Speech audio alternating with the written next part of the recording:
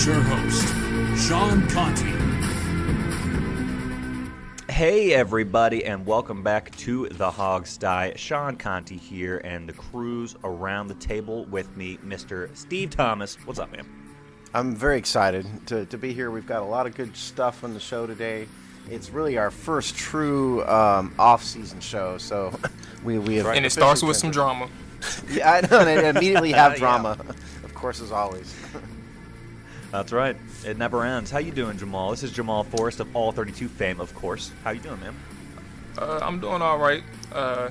It's weird doing a show on a Saturday, but it's worth it with all the stuff we got to talk about. So we've done so many shows on Saturday morning. I just can't tell you how many times we've been up on a Saturday morning doing this.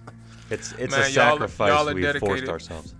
Yeah, yeah, but, exactly. And then again, it's best to get the most out of your Saturday. So actually, I'm not even complaining. I've been up since 8 Eastern time, so a lot of people sleeping on them Saturdays. I'm good. It don't even. Well, you see, it's funny you bring that up because I know Sean hates getting up in the morning. We used to make him get up at 7 or 8 in the morning to do this, and I know it was hell on him. FML.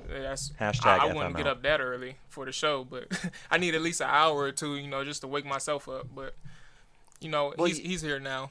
Well, back when Kelly was doing this with us, Kelly was is in Los Angeles, and we used to make him get up at I don't know how early it was, 6 in the morning, 7. I'm about to say it had to be 6 it was 6 or 7.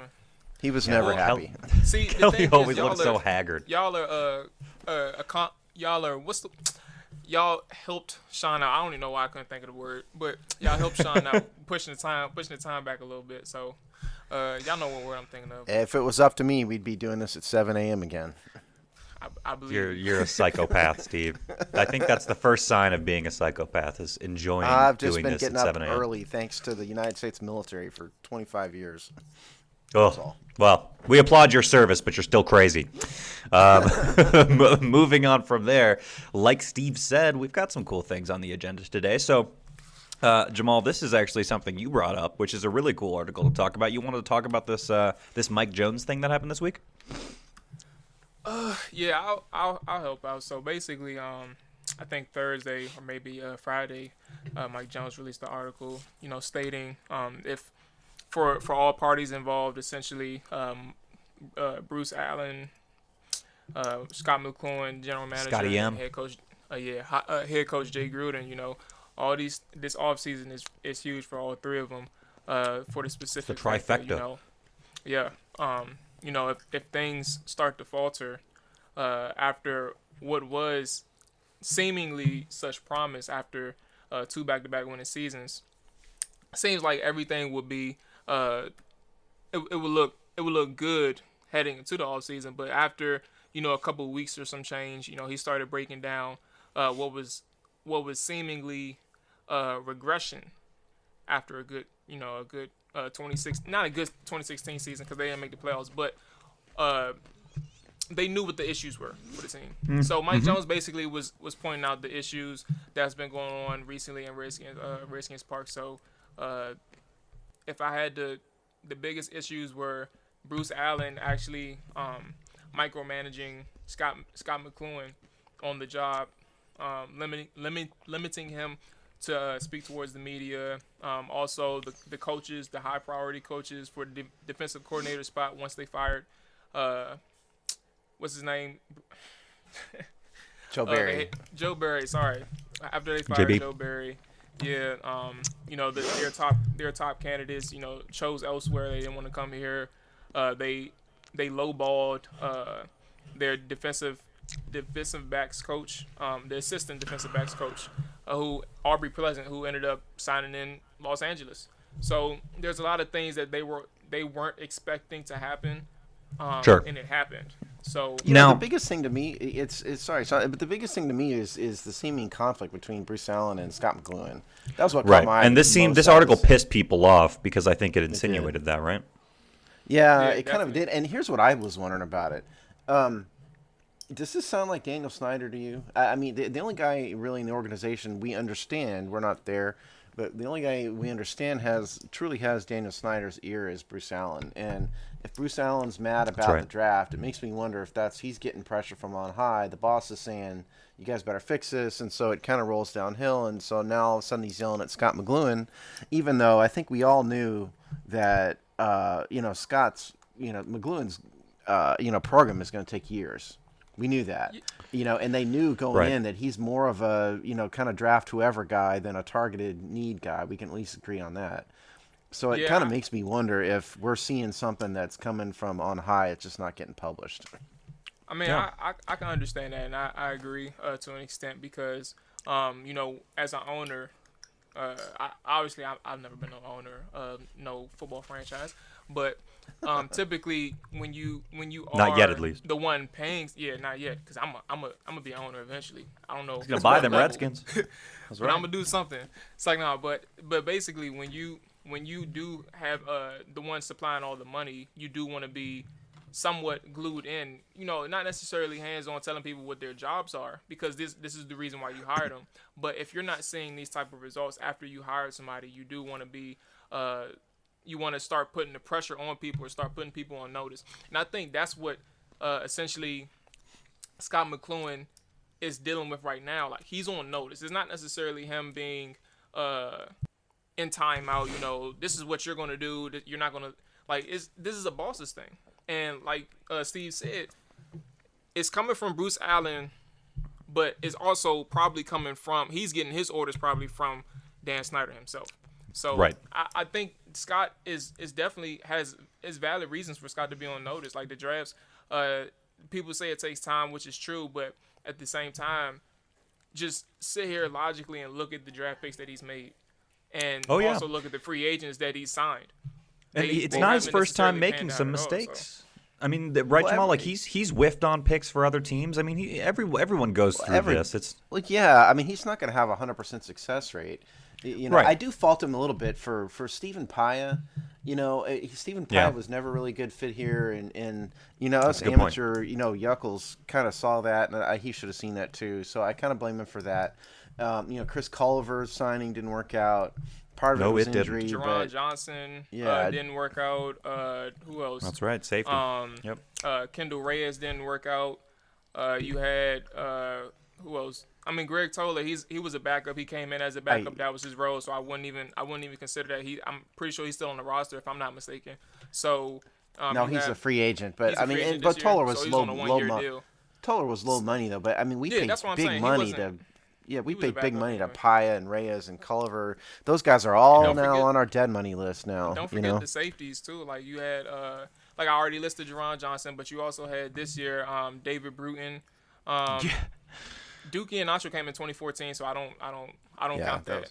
So that's not even on McCloughan. But the thing is, like when you look at the draft picks as well, people, it's fair to say that the coaching obviously didn't help, especially with Joe Barry. But at the same time, the best Greg Minuski got promoted to a defensive coordinator, where his position group alone was the highest producing, and Preston Smith was the lowest producer of that group with 4 sacks, I think, this year. So you've seen Preston Smith not necessarily regressing, but he didn't improve. He was on a hot streak in 2015. It wasn't like he had 6 sacks in the last 5 games, I think, or maybe something like that. So something like that. You can't necessarily call that a strong season. He just finished it. He finished it strong. So you would have hoped he improved and brought some type of consistency to 2016. He didn't necessarily do that. Jamison Crowder and Brandon Sheriff is the highlights of Scott McCloughan's drafts. Well, I think to me it seems like if progress had been shown on the defensive front, we might not be having this conversation. This article might not exist. It seems to me it's, I think a reasonable person, and contrary to what some believe, I do think Daniel Snyder's a reasonable guy. Has become much more reasonable as the years have gone by, so it seems. But, if you look at just the statistical output, the defense is about the same as it was. In terms of total yards and points and everything, it maybe even regressed a little bit. And you're supposed to show a little bit of improvement. There really were a couple petty things I'd like to point out in this article. I mean, why on earth is Scott McCloughan prevented from having a press conference? That's ridiculous. I mean, it's a 20-minute press conference. What is that about? That's kind of like, I don't know. He's getting his wrist slapped or something. I think it's petty and stupid. My See, opinion. I agree with that. I definitely do agree with that. I'm not gonna lie. But the thing is, when I first heard this, and it's not even going to this article. This actually happened. I want to say maybe 2 weeks ago, or maybe it was definitely during the All-Star festivities for the college seniors. It was at the Senior Bowl. Where Brian McNally stated on in an interview that they weren't allowed to speak to him then. And at the same time, you got to remember, and I tried to put things in context for myself. Anybody who's listening, you can draw your own conclusions, but the context that I said was specifically, you got to think Kirk Cousins is a big priority for this team, and it's a game changer for this franchise in general.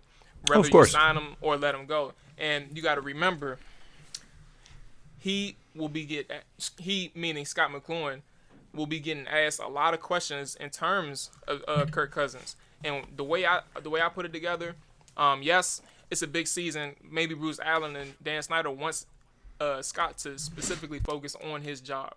You don't need to be taking questions in terms of Kirk Cousins and call it, because I feel like that's a distraction in general myself. If you're not focusing on your job specifically, then it's kind of hard to necessarily be completely dialed in. Now, I do think it's petty that they took away, but if they want him 100% dialed in, take away distractions, let him do his job, and see where it goes from there. Okay. Let's talk a little bit.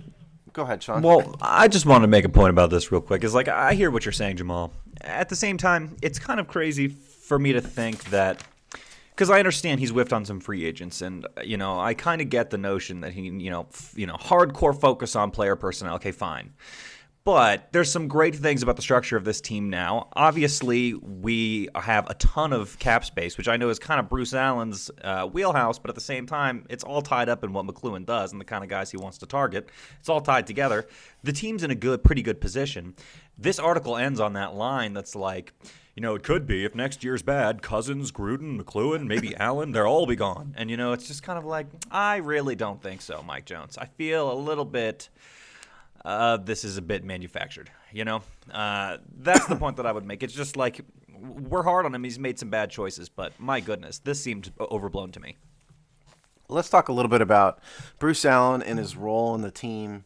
And I've said before that I have been in the building for a couple NFL teams and done some work for a couple NFL teams. I've talked to GMs, an NFL GM. I've been in an office of the NFL team president. I do know how this kind of structure works for most teams, and it is a fallacy to say a GM has exclusive, total, all-knowing, doesn't have to ask anybody authority over personnel. That just is inaccurate. Big-time personnel decisions are, in fact, run by the team president. The owner has a say in it. The general counsel gets involved in contract negotiations. See, that's what I'm saying. They're all tied together. It's not like one person really is the player personnel guy. But let's talk about this, though. Bruce Allen is the team president. Scott McCloughan is the GM. To think about it like this, Scott McCloughan has the football side. Bruce Allen is his boss, but Bruce Allen has a whole other side. Every NFL team has a business side. They do marketing, they do ticket sales. The Redskins have stadium issues. Bruce Allen is the primary day-to-day point man with the NFL. He organizes the team picnics. Well, I mean, all of that team picnic stuff, that would go into marketing and community relations. He's got a whole other list of things. Probably 80% of his day is other stuff, not players. Yeah. So I think it is accurate to say, as a day-to-day thing, Scott McCloughan does the personnel. My point is, though, when it comes to, like, signing Kirk Cousins, nobody out there – it is Scott. I mean, he's the primary guy, but Bruce Allen has a say in it. They're going to go to Daniel Snyder and say, okay, here's what we're thinking, and Snyder's going to say yes or no. That is every NFL team. That's what I saw personally in an NFL office.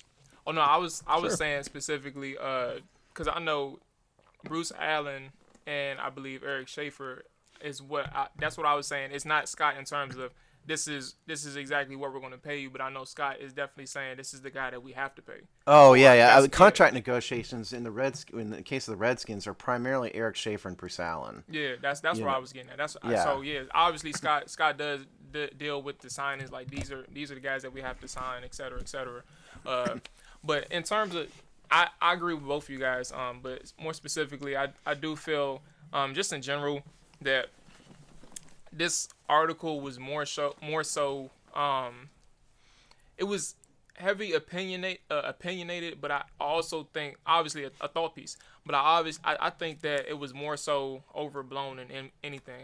Like a lot of these things were Mike speaking, and I'm not criticizing Mike, I'm not criticizing anybody, but I'm just saying in terms of the perception of the piece in general. I think that he got his information from his peoples, and what he did was he drew his own conclusion, but not necessarily based on 100% facts. Like, these are a lot of opinions in this piece, and it's important for people to point out or to find out what was opinionated and what was facts. Facts were that he stated a couple, for example, so I won't ramble on, was the fact that they lowballed Aubrey Pleasant.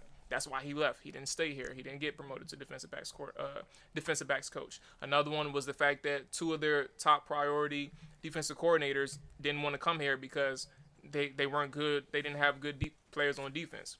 So those are just examples of the facts that were stated in the piece. But got to remember that these things are opinionated. And it was the a off little bit season. overblown. He's got to churn something out, Jamal. I mean, So, right? well, We have also, that problem on this he's show. He's the insider, you know. I mean, he is the Redskins insider. This is his job. People were mad. We saw, you know, social media comments. People were literally mad at Mike Jones over this article. Oh, yeah. Which is, that's, you know, and criticizing his work. And, you know, we've tried to get Mike Jones on the show. It hadn't quite worked out yet. We're going to keep trying that. But he's doing his job here. You know, to Jamal's point, he's taking his insider knowledge and he's giving opinions on why he thinks and on what he thinks going on. This is an opinion, yes. You know, unless we're in the mind of Bruce Allen and Scott McCloughan and Dan Snyder, we're never going to know the full truth. But I think as a general rule, he's pointing out that things are getting a little bit antsy in Redskins Park. Yep. Whether that's coming from, I'm right, and it's coming from Dan Snyder, maybe it's just coming from Bruce Allen. There's a little bit more pressure on everybody because, especially on the defensive side of the ball, things have not gotten better or even shown improvement, and that's the root of it. Well, I think most fans right now would say that Hazlitt was, you know, way better than Barry. I think if you just stack those two up next to each other, I think most people would agree with that. But can I just ask? Can I ask you guys this before we move on to the next topic? Because Mike ends the article talking about how all the trifecta we just mentioned in Gruden, McCloughan, and Allen could all be gone if things don't go well this coming year. Do you really think that is a possibility? I would stake my life on Bruce Allen not going anywhere. Yeah, shoot, me too. even Scott. Honestly, I'm a fan of Jay Gruden, but I think Jay goes before Scott and Bruce. Absolutely. And it's important.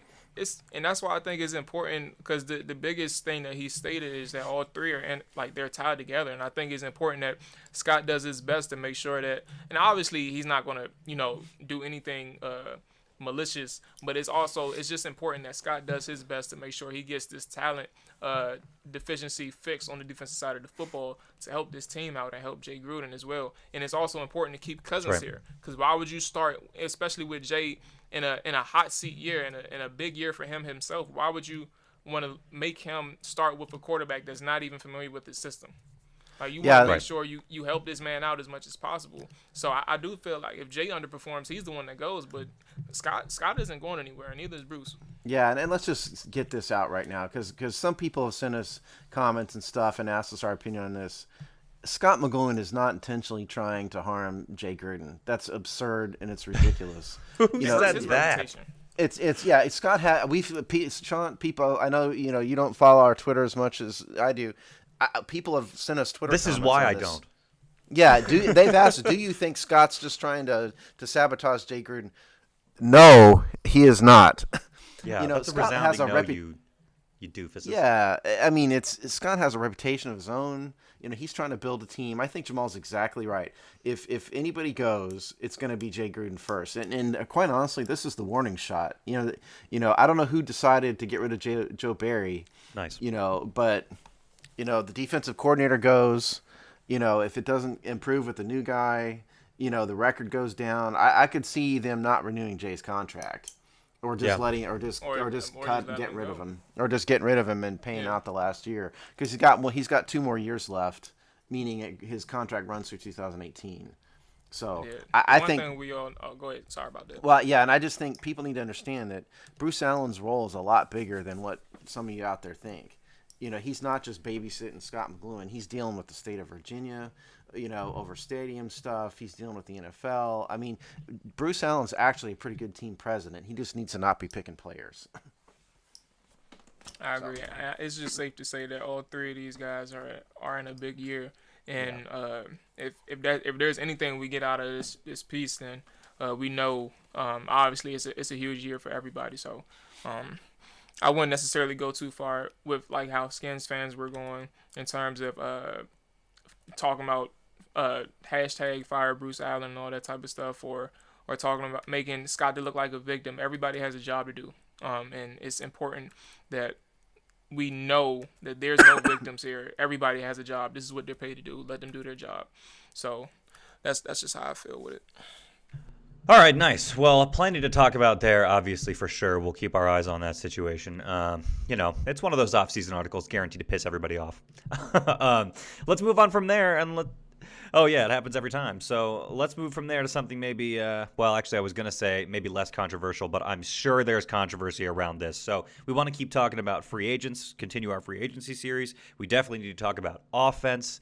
So from there, do we want to talk about the Redskins impending free agents? Do we want to talk about, potential pickups for us? Where do you guys want to take this? Well, I have the list of Redskins free agents in front of me, so let's just run down that just real fast. On offense, everybody knows about Kirk Cousins, of course. Vernon Davis, Pierre Garçon, we're going to get to him. Maurice Harris is free agent. Deshaun Jackson is in effect a free agent. I'll explain that in a second. Ty Nsekhe, Vincent Painter, Rashad Ross, John Sullivan, Nick Sundberg was a free agent, has already re-signed. Chris Thompson. And those are the Redskins' offensive free agents this year. And who rises to the top of that list for you, besides Kirk Cousins? Let's put that aside. Well, I think, Garçon and Jackson, right? I mean, are two starting wide receivers. There's been controversy over Garçon this year, or this offseason. We'll do our poll in a minute. We did our poll this week on Garçon, but Garçon has given up a lot of his leverage and made it abundantly clear he wants to stay in DC. He actually, for those of you who don't know, he has business interests here. He owns a couple of pizza restaurants in the DC area. Right. So he's kind of becoming ingrained in the DC area here. So, but he went on a show on the NFL Network wearing a Redskins sweatshirt, a while ago. He's really made it known he wants to go to stay here, and what he could have done is just sort of taken the tack that Deshaun Jackson has taken, which is, I'd like to stay, but I'm going to take the best offer, and that's not what he said. So I think Garçon, more so than Jackson, very much wants to stay here. The question, of course, is do we sign him? And if we don't sign him, who comes in here to replace him? Because I just can't imagine that this team is going to be satisfied with rolling dice on Josh Doxson to just come in, step in, and even if he wasn't injured, he's basically a rookie, and even if he's completely healthy, he's just not going to produce like Pierre Garçon in year one. So they're going to have to do something. So the question is, for the group here, let's get to Jackson in a minute. Do we re-sign Garçon? And if not, what do we do about it? Sure. Yeah, so I think beyond the shadow of a doubt, I think, let me start by saying this. A lot of people talking about whether or not you can keep both and who's more important between the two. I'm going with Garçon any day of the week. And it's not just because he's the guy who makes it obvious that he wants to be here. Played a really strong year this past year. Kind of plays like a tight end, which I think plays well to our offensive style.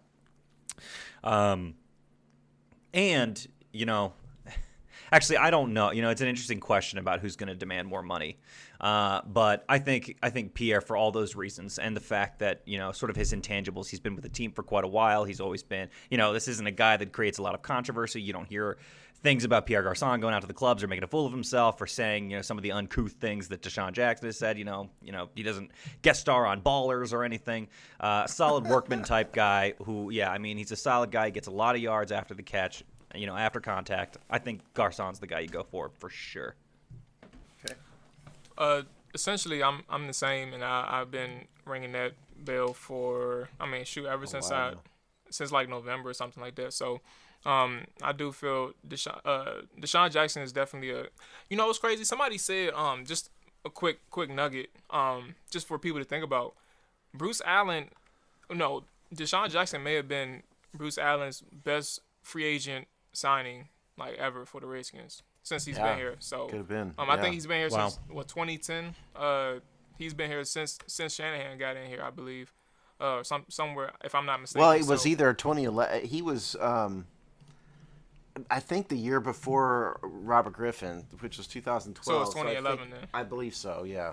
Okay, so essentially 2011, and it's crazy because of the fact that the history that Deshaun Jackson, well, he hasn't broken records, but he's definitely increased his position in the record books in terms of big plays that he's made, especially in Washington. But with that being said, I'm not naive. I know what type of talent he is, and I know what he brings to the Redskins. But I still feel, regardless, that Pierre Garçon is just more versatile, and it's hard to really move away from that. I think his game translates to this league where you can play for about 20. You could play for about his 30s. He could play for about 5-6 more years maybe. I just view him in the same boat as Anquan Boldin. Honestly, his speed may decrease, but I know he can find his ways to get open. He can work the entire field. So Pierre Garçon's game isn't as based on speed as Jackson's is. Obviously, Pierre is based on he's a good route runner, toughness. He can go beat cornerbacks to the ball physically. In that respect, I think Anquan Boldin is Bolden's bigger, stronger, but I think that's not a bad comparison. Whereas Jackson, at some point I think he has it now, but Jackson's speed at some point is going to go. Maybe slowly, maybe fast, don't know. I wouldn't sign Garçon to a 5-year contract now. He's 30. Well, I thought he was 31, but if he's 30, if I were the Redskins, I'd be aiming for probably a 3-year contract with him. That gives him a little bit of a pay raise, but gives them an out, at year 2. That's what I would shoot for with Pierre, and I think he's going to be easier to sign. First of all, the Redskins can sign both of them if they want to. Okay, we have, right now as of today, right now we've got over probably between $60 and $65 million in cap space. So if they want to sign him, and that's going way up, right, Steve? When we make some cuts. Well, yeah, we haven't made any cuts yet, but it can go up because there are some guys that can be cut, so they can create more space. So this is not a question of the Redskins have to decide between the two because they can do both if they want to. The question is, do they want to, and do the players want to be here? Yeah, but here's the one argument that I would say for that, and I was saying it after the Super Bowl too. It's just come to realization that yes, you would prefer to have Deshaun Jackson and Pierre Garçon on your team, but at the end of the day, do you really feel like you need elite receivers to win a Super Bowl or to even compete for a Super Bowl? And yes. I personally don't think you do. History might disagree with you there, Steve. Recent history. You'll have fun with elite receivers. It can take you far, but you don't necessarily need that elite number one receiver to get you that Super Bowl. And I feel like this is the reason, because if you're investing that much money into those positions, because you can imagine Pierre's probably going to want maybe like $8+ million. Deshaun is probably in the same boat, maybe more, because obviously speed is more attractive. Yeah. But if you can save money at the receiver position and groom your receivers, i.e., Sean, we talked about this before. The Steelers are a receiver factory. Like they produce over and over again. They don't really need Antonio Brown. First off, Antonio Brown got shut down in the AFC Championship game. Julio only had 4 catches in the Super Bowl. That's right. And he had 2 big catches. So obviously his numbers. You need a clutch quarterback. you don't need a marquee receiver. You just need a clutch. I think it's a lot. I think it's easy to say you don't need elite receivers when you have Tom Brady and Matt Ryan as quarterbacks. Okay, we don't. But even look at the Tom Brady and Seahawks Matt when Ryan. they won. They didn't have elite receivers. But Julio is an elite receiver, and Matt Ryan is an elite quarterback. So I mean, it's those two got to the Super Bowl, but they didn't win it. They still got shut down. I guess I don't agree. I mean, I agree to a point, but I don't agree with you that we can just throw average receivers out there and the system's gonna, takes the. Oh no, I'm not saying throw an average out there. I'm saying you can. That's an easier position to reload on. So you don't have to necessarily I think that's a good point. Stick with an average receiver, but at the same time, if you can find good receivers cheaper, i.e. Kenny Britt is 28 years old. He's about to be a free agent this offseason unless he gets re-signed with Los Angeles. Kenny Stills is 24. He's become a respectable deep threat. I can't say elite because I'm not sure, but he's respectable going down the field. That's a fair comment. Totally. Yeah, so you have these two receivers where you could pay probably not way less cheaper, but cheaper than these two options that you have right now on your team. You can look at alternatives. I'm not saying sign those two, but if you want to save money, and the argument was if you sign Kirk Cousins to a big deal, you're not going to have money for a defense. If you can save money at the receiver position, you can probably do the same thing where you have more money to sign people on defense. So I like to throw a name at you guys. You ready? What's up? Terrell Pryor. Oh yeah. This guy is a physical. What about him? He's had an amazing. Well, he's had an amazing journey. He was a quarterback at Ohio State, and he got in trouble for selling memorabilia to get tattoos, and he's been bouncing around, but he really came into his own last year. And he's 6'6" or 6'5", one of the two. Yeah, one of those 6'5", 6'6". Really big, physically imposing. He's got good speed for his size. He's really developed as a wide receiver. If we need a big receiver, and if Garcon leaves, I think Terrell Pryor would be a guy they ought to look at, and he's a free agent, coming out of Cleveland this year. I'm sure Cleveland wants to keep him. Yeah, definitely. I just don't know if they would want to let him go simply for the fact that they re-signed Jamie Collins. So I'm Steve. I would jump on that in a heartbeat. I just pray. I would pray that they let him go, but they got all that money out there in Cleveland, so it's kind of hard to really say. But I'm with it 100%. Six former Browns played in the Super Bowl this year. 6 of them. They were the most represented team in the NFL. nasty. Isn't that crazy? That is a crazy thing. There were a few former Redskins on that game too, though. Oh, our old right. buddy. We Tom don't want to talk Compton. about that though. Yeah, Tom Compton got some run. Compton. Yeah, the guard. Oh gosh. Yeah, exactly. I'm having a I drew a brain blank. But everybody who's listening, y'all know who we're talking about. We'll remember as soon as the show's over. I bet.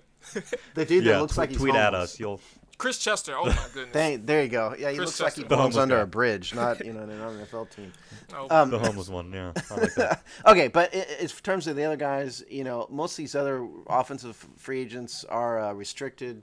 Are young guys. Maurice Harris. I'm assuming they're going to re-sign Maurice Harris, or at least tender him a contract. Ty Nsekhe's an interesting case. We know Ty Nseke on this show. He's a restricted free agent, but he's a little older.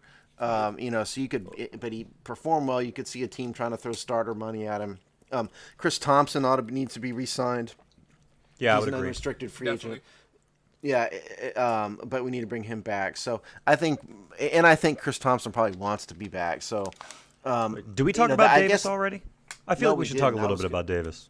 Yeah, I was just going to bring him up. I mean, Davis wants to be here. He's a D.C. native, D.C. area native, University of Maryland grad.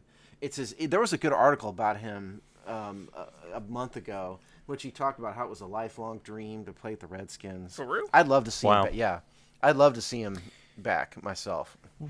Me too. I love signing guys like that, and I mean it makes sense. You need some kind of solid guy behind Reed there for obvious reasons. You let Davis go, and my question to you guys is who's going to back him up after that? Because I think there's some other it'd be questions Niles about the tight ends Paul. on this team. I Niles Paul is another question though, right? Is he a Yeah. free agent this year? I'm forgetting. Nah, he got let one me- more year, I believe. If I'm not He got mistaken, one more Steve year? knows. Okay. I know he's Yeah, on a no, 3-year he's not. deal though.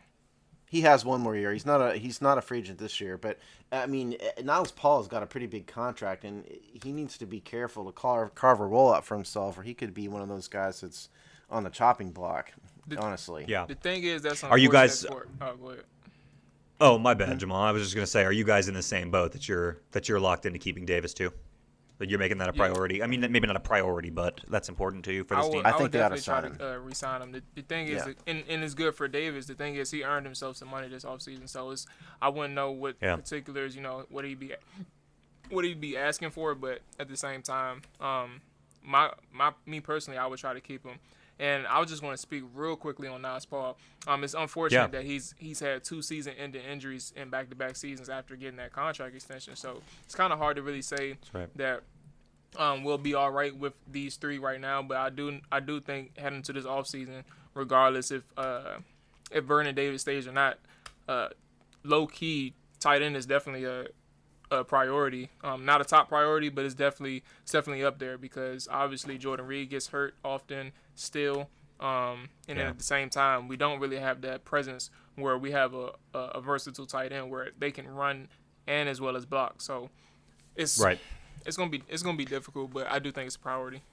And by the way, I mean, Niles Paul, to answer the question, has got a $2.3 million cap hit this year. His dead cap is only $333,000. So, yeah, I mean, if you cut Niles Paul, that's a $2 million savings, which is why I say he needs to carve out a role for himself. Hey, he only had 1 catch this year, and that's not productive for a guy who had a 3-year extension. So yeah, that's right. Jordan Reed owes his role on this team to Niles Paul getting hurt repeatedly, by the way, because if you recall, spot on. Yeah, Niles Paul was slotted to be that number 1 guy before he went down before the season started. And then I felt bad for him. I've always liked Niles Paul. I think he's a good player, and I felt really bad for him when he had that horrible ankle injury. He's had just some bad luck. Heartbreaking. Yeah, and he's done a lot for the team. Yeah, it is. Because 2014 was a solid year for him, and I think that as soon as he got that contract extension, he just started dropping, and it's unfortunate because a lot of his reputation is that he can't catch. I know some people will say that all the time, and it's like that's bullshit. Because I've seen him often, making tough catches and stuff like that in place of Jordan Reed. Oh yeah. So it's unfortunate, but at the same time, it is a business, Steve. So that's the NFL for you. Yeah, it is a business. Exactly. We all know that. All right, well, any other free agent, unless you guys have any other free agent stuff to mention, let's move on from there. So I know, Steve, we had a poll that's kind of related to this past conversation we had. You wanna walk us through it? We sure did. And we can thank Alex for this because Alex is the one that came up with this idea. The listener poll this week was this. The Redskins have apparently not yet begun negotiations with Pierre Garçon. What is your level of concern? The 3 choices are relax, it's only February. I'm worried, but there is time. Or C is the freak out choice. He's definitely gone. So, what do you guys think the audience, our Hogstye listeners, would have voted for? Yeah, Sean, this is my favorite part of the show. I love trying to guess what silly goose. Because we're usually wrong about what the audience tries to guess. I know, but that's why it's fun, Steve. Okay, so. B, the wording was, I'm concerned, worried, but there's time, right? Correct, yes. Okay. I'm going to say, you know what? This might be the first time I've ever said this. I think I'm actually in agreement. I think what I think and what the audience thinks are the same. I think we both chose B. I'm going to say I'm concerned, but there's still plenty of time, and I think it's going to happen. And I'm going to guess that the audience said the same. Okay. Jamal, what do you think? I want to say I picked B, because I did do the poll. He answered the poll. I think I did B or A. I can't remember, but my specific sentiment was just that it was definitely early, but I had a feeling like, damn, what if they don't sign my man's Garçon back? What do you think What do you think the Redskin audience out there would say though? I think they said it was B. B. Okay. Well, you guys are wrong. Fuck. Always.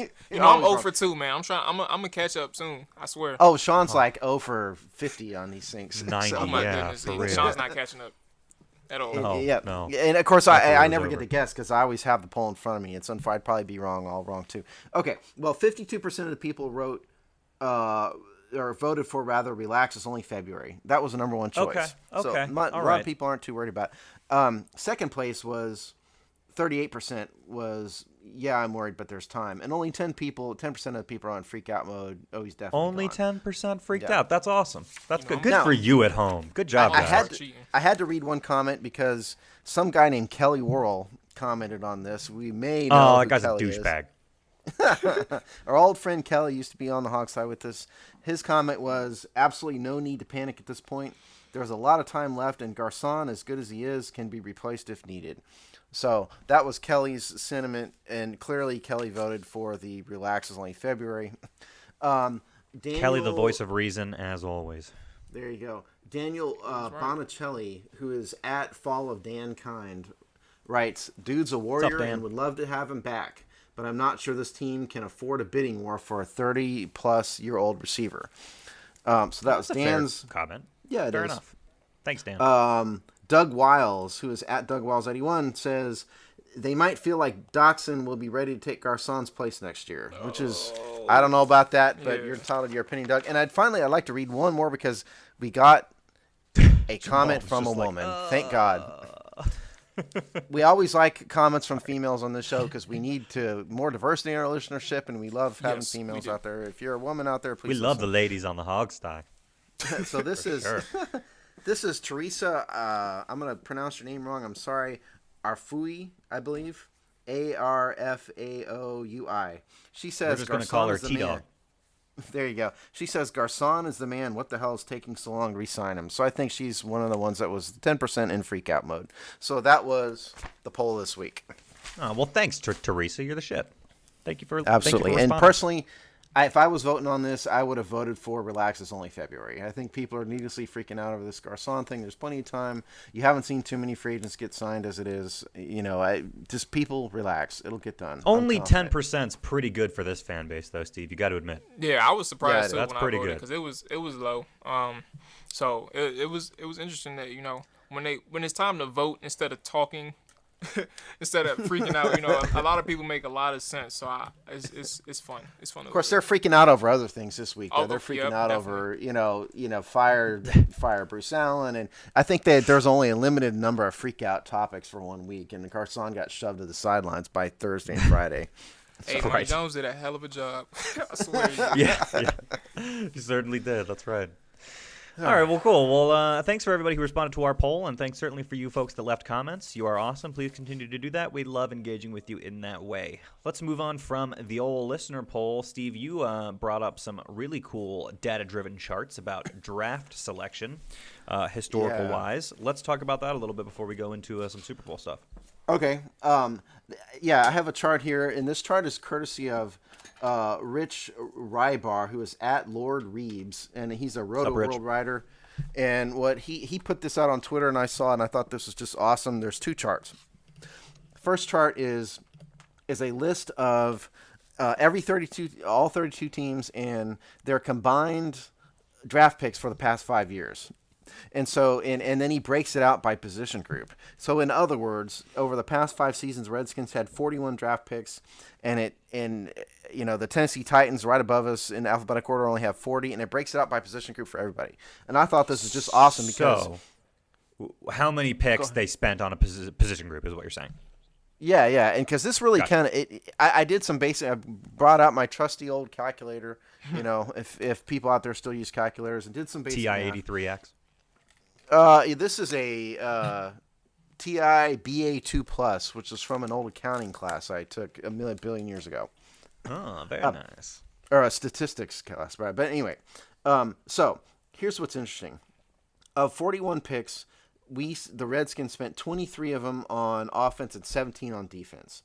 There were actually only 7 teams that spent less picks on defense than the Redskins. Huh? You don't say. Yeah, I'm really you don't surprised to say. hear that. Not.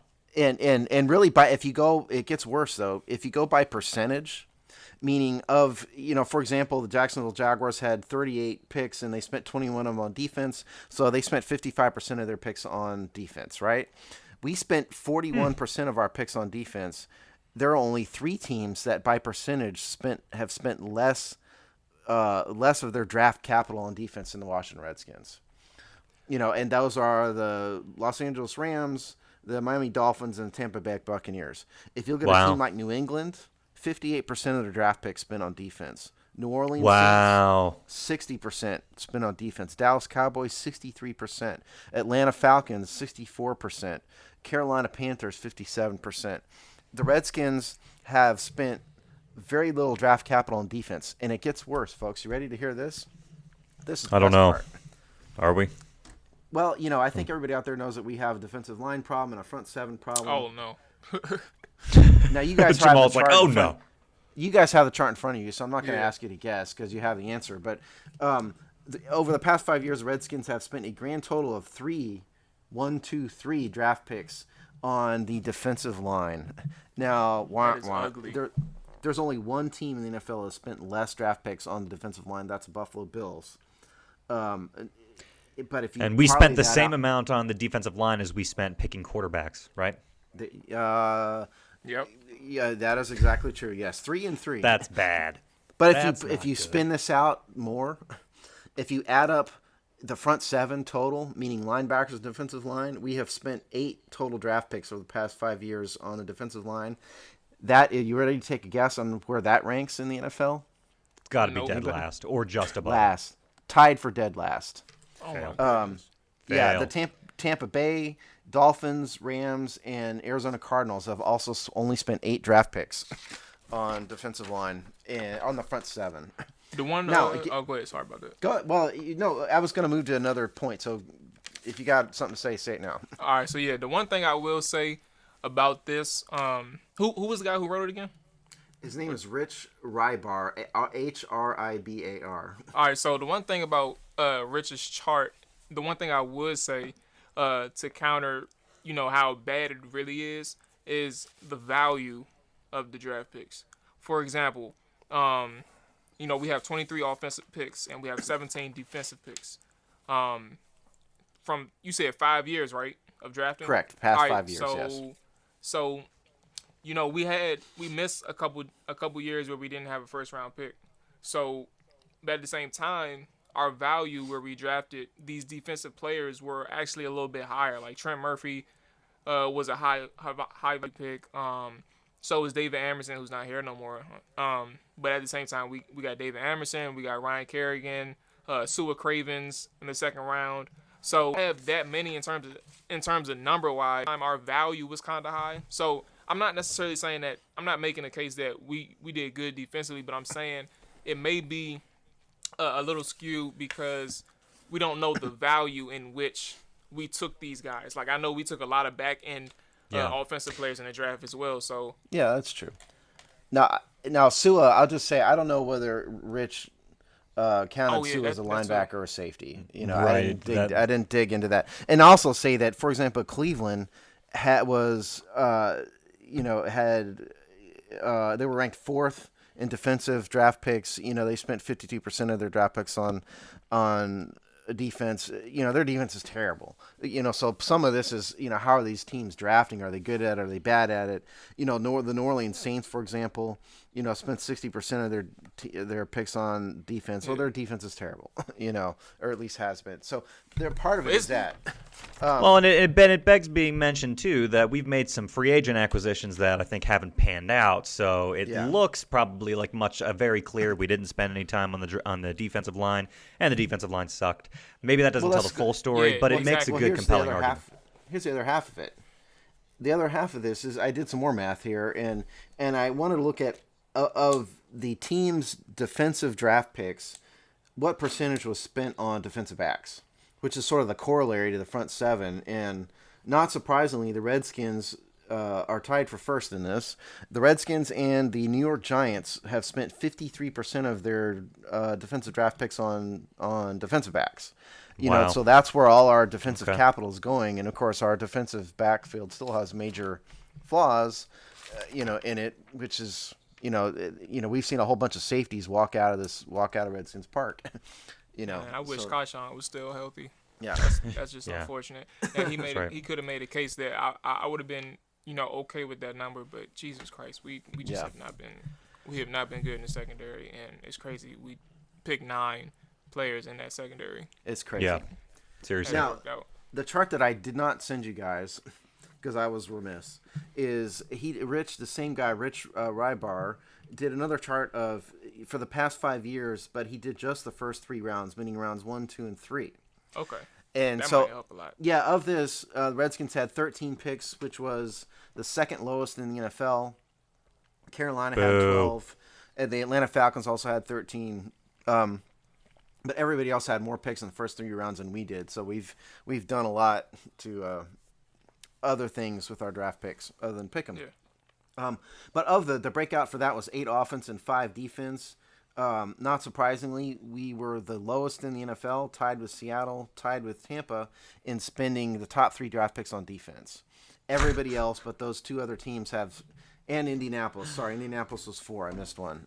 So those 4 teams, the lowest. Now, it gets worse, though.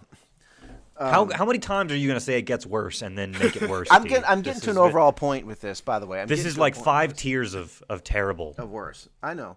Now, if you go at defensive line spending, we've had a grand total of 1 pick on the defensive line in the past 5 years. That is top 3 rounds, and that is tied again. That's the lowest in the NFL. Tied with Jacksonville, tied with Tampa again. If you look at the front 3, that includes linebackers. We've only spent 3 picks. That's tied for second worst. The Tampa's only spent 2, and we're third. So, good Lord. Here's the point, and then I'll shut up. I think this data proves how little attention we've paid to the defensive front 7. You can't argue with it. Is it any surprise to anyone out there that our defensive front 7 stinks? Hell no. There you go. No. Now, it's not an accident. If you look at this, I'm not going to go read a whole bunch of numbers again, but the New England Patriots have spent a ton of draft capital on defense and defensive line. Tons. They spent 16 picks on the defensive front 7 in the past 5 years. We spent 8.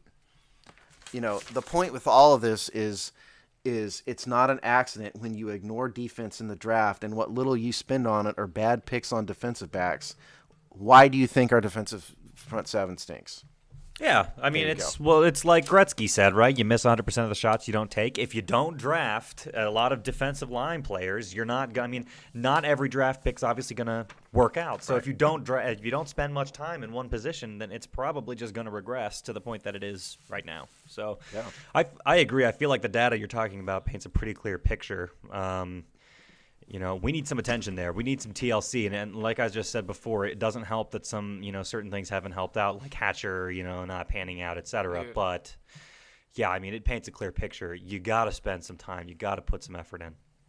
In the meantime, only one team's drafted more running backs than us. Damn, think about that. That's one thing I was crazy. going to mention, too. Because that's crazy. Out of the number of things, we had offensive line with 8, and then we had running backs with 6. Over the last 5 years, our offensive line has not really been that good prior to this year, and somewhat decent last year. Somewhat decent. We couldn't run the ball effectively and consistently both this year and last, but offensive line with 8, running back with 6, defensive line period was just 3. Running backs, we don't have a solid running back where Chicago only drafted 3 in the last 5 years, and they got Jordan Howard out of it. There you go. So Right. it's just No, I'm not that's necessarily saying you just got to find one, and we haven't found one. Alfred Morris lasted for 3 years and fizzled out. Rob Kelly but wasn't even drafted. Yeah, Rob Kelly wasn't even drafted. So we'll see what we have in him, obviously, because he'll still be here next year. But defensive line is just frustrating. I don't think it's going to get that much better drastically this year because of the fact that of what's available in free agency. But you definitely cannot waste your first 3 picks moving, not paying attention to the defensive line or front 7 in general. This just goes to show why it'd be so dumb to draft a wide receiver in the first couple rounds. I mean, we just can't afford that. Right. We just can't. Wide receivers, running backs, we just can't afford to do it. I mean, they need to start paying attention to the defensive front 7 at some point. I don't know when. At some point, Scott, if you're listening, draft some defense. Please. Yeah, and we know you are listening, so get with it, man. Who knows? He's got nothing better to do. Yeah. All right, well, sweet. God, certainly a lot to talk about there. Hopefully things move in the right direction. We are at about an hour, fellas. So do we want to talk briefly about the Super Bowl? Sure. Do we want to save that for all 32 coming out next week? Or what do we want to do? It's up to you guys. Look, man, let me tell y'all something. I heard all this talk about that Lady Gaga halftime performance. Here's my opinion on it. I didn't watch it, so. Oh, Jamal, You don't have any watch it, opinion. man. Hey, You nah, gotta just, watch it. Look, man. I don't know.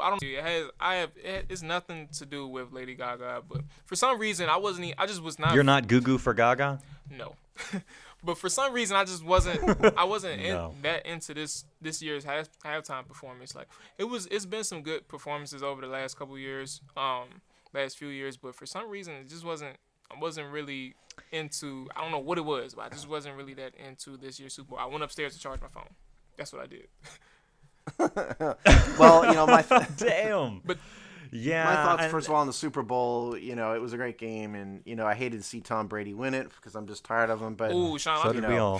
hey, it was a Oh, it man. was a I wanted to throw classic. up. Yeah, it was a classic game, no doubt. In terms of the halftime show, I watched it. Let's just do this right now, since Jamal brought it up. We did a real quick 4-hour poll during the Super Bowl, just because I was curious, more or less, and we actually got a bunch of responses, so I thought it was worth running.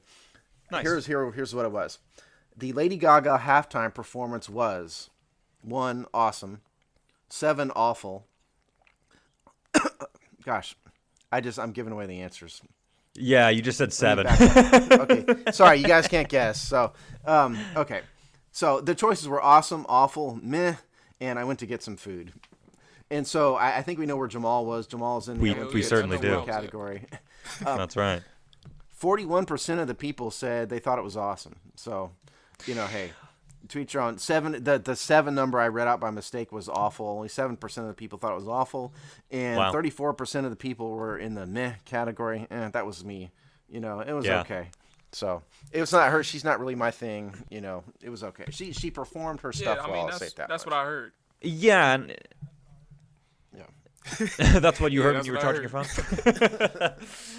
Yeah, man. So, I mean, I'll just say this. I'm not a big Gaga fan. I think that woman has some incredible pipes on her. I think she's got a better voice than a lot of the previous singers that we've had in the Super Bowl.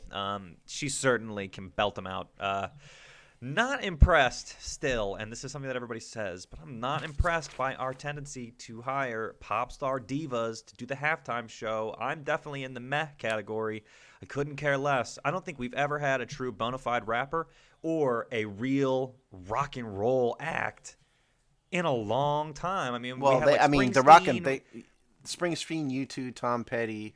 I mean, those Yeah, guys. but have that's all not been- what I mean. We need something harder like Metallica, man. I'm talking real rock and roll. Listen, let me tell you guys something. This is one thing I've also learned about the NFL. The NFL is risk adverse, okay? That's so true. That's one thing So I've true. learned about the NFL. They're paranoid. They're the 800-pound gorilla, and they're risk adverse. right. And so once Justin Timberlake ripped, Janet Jackson's shirt off, that was it for the controversial acts. You're not going to see a rapper, Yeah, you're didn't not like gonna see Jessica anybody like Simpson that. get it the next year after that or something I think ridiculous? that Paul McCartney was in it. Like McCartney, the there most you go. non-controversial guy ever. Totally. Yeah, so I don't think you're going to see, some new rapper. You may see somebody non-controversial, out there. But in terms of like a real rap act, a real R&B act, you're just not going to see it because the lyrics are too controversial. They're just not going to put that on TV. They just aren't. I know Yeah, a lot but, of like, people out there want more urban acts out there, but the NFL isn't going to do that. Or just some real rock and roll, because we know who the fans of this sport and this league are. And let me tell you something: they are not the people that buy Lady Gaga and Beyonce CDs. They're really not. That's not who drives True. this thing. But like you said, trying to push for diversity, trying to push for new audiences. I get that. Give something for other people to watch during the show. That's fine. But I'm just saying, like, Well, also think about how Coldplay, much the NFL. terrible. Think about Coldplay's awful. Yeah, it was terrible. Terrible. Well, think about what's the NFL's number one priority in marketing right now? It's women. Well, women, right? It's women, Yeah, right? it's Of course. women. And so it's not an accident that you're going to put Beyonce on a halftime show, Beyonce and Lady Gaga, and let's be honest, who's going to listen to Coldplay? It's going to be a lot of women, right? I mean, Probably. none of this is Although an I think accident. even women hate Coldplay. I don't think any self-respecting guy would buy a Coldplay song. You just Oh, ask God, no. me. But So Maybe I in, like, think it's 2000. part of this So is marketing. I think They're not. I'm not sure. Cause Steve made a good point. I don't know exactly if they're interested in rappers, but I do think one thing I could think of a universal rapper is Drake. Drake can get a halftime show, but I think they do need to think about somewhat stepping out of their box a little bit, because I know they like to keep things, status quo. Absolutely no controversy, nothing. But certain people. I don't know about the rock stuff. I know about Green Day and Linkin Park. I used to listen to Linkin Park all the time when I was younger. That's the lamest rock, man. I don't. Come on. I'm All gonna right, send well, you send me a mix, tomorrow. man, so I can listen to the music. I'm not gonna close my ears. Get some Metallica. Well, I think going. Metallica is the one. If you're gonna have a rock act, it's probably So gonna be all right, Metallica. so yeah, send me be the such best a good Metallica show. hits, and I'll review it from 1 to 10 for you guys. But I do think Nice. so. All right, so I'll go with Metallica or the other one that y'all said. I don't know why I forgot it so fast, but. Well, you said Linkin Park, Green Day, and Drake. Yeah, those No, are the ones those are the y'all ones we don't don't want. So want, I'll though. just stick with don't Metallica want and those Drake. They should think about these two, because it steps out of their comfort zone, but at the same time they'll be surprised with the amount of people it will attract. So So I Yeah, just think plus- Drake is gonna be too controversial. I mean, he's got some lyrics that aren't, you can family stay away from friendly. that. I mean, Yeah, but think about this, Steve. Madonna, remember a couple years ago, singing Like a Prayer? That was the music video where she had sex in a church, doing all kinds of horrible things. Madonna was definitely a controversial figure, and, she found a way to rock it without being really controversial during the actual show. I'm not disagreeing with you that they need to bring better acts on. I just think the NFL is, say it one more time, risk adverse, and mainly because they They're a don't bunch of have to pussies be. is what they are. Well, the thing is, remember this though, they don't have to be. They don't have to be risky to get an audience. These Super Bowls are the highest rated shows in the history of television. They don't need to be controversial to bring in more people. Okay, they can be nice in a safe little box comfort zone and still get humongous. They're still going to have the highest rated program of the year. So they don't need to be controversial. They can trot out whoever they want. Musicians are controversial and shows are controversial in order to get an audience. The Super Bowl already has the audience. That's why. Well, they're but not also controversial. these are big acts. I mean, Lady Gaga is kind of past her prime, which is why I feel like it was an interesting choice. I like Gaga; she's a great singer. She hadn't had a hit in the radio in a while, has she? I mean, she hasn't even put out a new album in a while. I don't think. All that stuff is from like 3-4 years ago, 5 years ago. So I can't call it. Jamal's like, Yeah, I don't certainly know, and I she's- don't care. Certainly, I don't think she's been on the top of the charts, in the past couple of years. The thing is, I know Yeah. Lady Gaga from American Horror Story. That's how I know her now. I know great show, by obviously the I know way. she a pop star, and she made a lot of hits a few years ago, and she wrote songs for people. But Yeah, her all poker I- face, man. right, that's exactly what pops in everybody's head when you first think of Gaga. But It's the only one. Yeah, but just recently, the only thing I know her now of is American Horror Story, where she was acting like a dead person. I don't know, a ghost. So, in a Oh, and hotel. the other It's thing, a fucking awesome show. the other thing on this, and I think we spent too much time on the halftime show. But the other thing is, remember this much too: the NFL drives a really hard bargain when they're negotiating with these artists, and some of these artists don't want that. They don't need that kind of.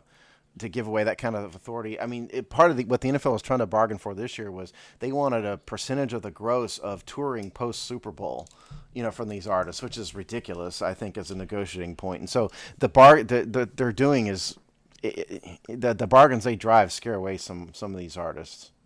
I'll just say Steve, I like how you say we spend too much time on it, and then you make another point about it. that. I know.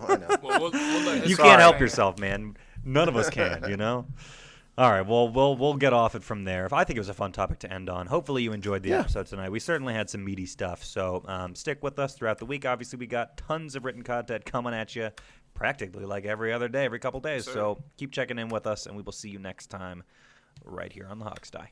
Take care.